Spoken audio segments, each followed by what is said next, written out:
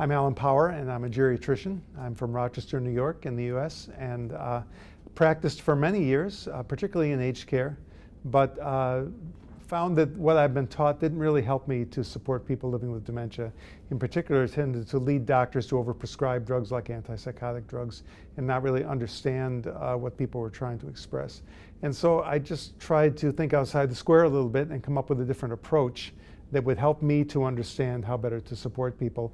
And that led to a couple of books, and that led to a speaking career. And so now I do seminars and conferences. I'm no longer in practice. Human rights is a great way to express this, because I think that really is our highest value, is to give people those basic rights. And I think the well-meaning people often do things that actually stomp on people's human rights a bit.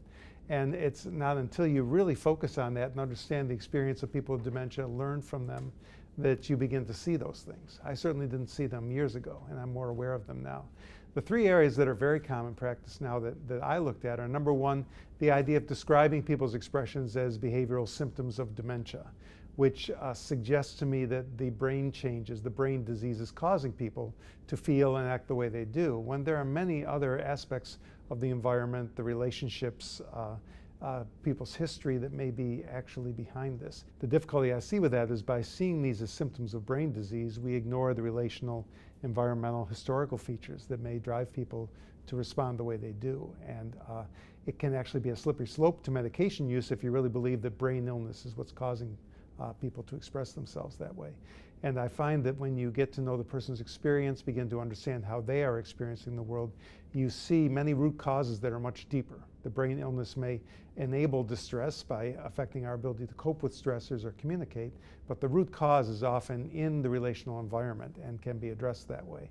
And so that framework doesn't really help us to understand the person from their perspective. It doesn't explain why we are able to eliminate antipsychotic drugs for many people in the right environment. And it often leads to flawed categorizations of people that are based on very imprecise terms like agitation that can have a multiplicity of causes that are not brain disease, and leads us away from really understanding true individualized care. The second area I challenged was around the idea of non-pharmacological interventions, and I certainly support staying away from drugs, but our framework is still to come up with a list of things that we decide might be useful, to apply them in a very non-individualized way, almost as if we're giving pills. So we might use aromatherapy, we might use music, but we do it sort of either at prescribed intervals that may not match the person's rhythm and needs, or we do it as a reaction to the person's distress instead of understanding the root cause. And so we really need to get deeper. We need to understand that well-being may be at the heart of this, and that erosions of well-being may lead people to have ill-being during much of the day. And it's only by refilling those domains of well-being that we can start to get any sustained improvement. And just targeting things at a pre-prescribed interval may not really meet the person's needs, or may not really answer the exact thing that the person's trying to express if we don't understand that person. The last thing I challenged, which is probably the most challenging, was segregated living for people with dementia. This has become really the way people go nowadays, and yet from a human rights standpoint, is it really right to say that certain people, by virtue of their physical characteristics, can't live with the rest of us?